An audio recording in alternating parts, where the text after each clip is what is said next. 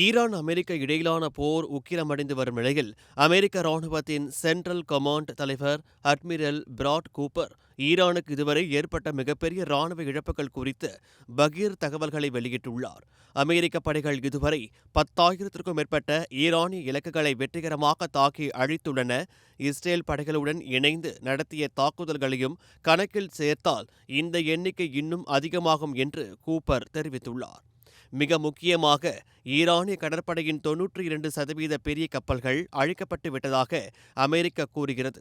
இதன் மூலம் ஈரானால் இனி உலக நாடுகள் மீதோ வளைகுடா பிராந்தியத்திலேயோ கடற்படை பலத்தை காட்ட முடியாது. ஈரானின் வான் பாதுகாப்பு அமைப்புகள் அனைத்தும் அமெரிக்காவின் துல்லிய தாக்குதலால் செயலிழந்து விட்டன. மேலும் ஈரானின் ஏவுகணை மற்றும் ட்ரோன் தொழிற்சாலைகளில் 2 பங்கு முழுமையாக அழிக்கப்பட்டு விட்டன. நாங்கள் இன்னும் எங்கள் வேலையை முடிக்கவில்லை.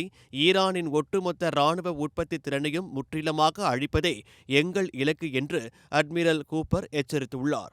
அசோசியேட் பிரஸ் ஆய்வு செய்த பிளான்ட் லேப்ஸ் செயற்கைக்கோள்கள் படங்களும் இதை உறுதிப்படுத்துகின்றன.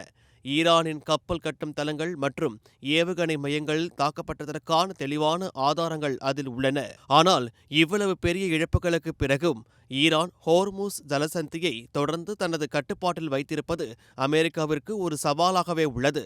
ட்ரோன் மற்றும் ஏவுகணை தாக்குதல்கள் மூலம் சரக்கு கப்பல்களை தடுத்து நிறுத்தி வருகிறது. ஈரான் இதுவரை தனது இழப்புகள் குறித்து அதிகாரப்பூர்வமாக வாய் திறக்கவில்லை. ஆனால் அமெரிக்கா வெளியிட்டிருக்கும் இந்த தகவல்கள் ஈரானின் இராணுவ கட்டமைப்பு எந்த அளவிற்கு சேதமடைந்து உள்ளது என்பதை வெளிச்சம் போட்டு காட்டுகிறது.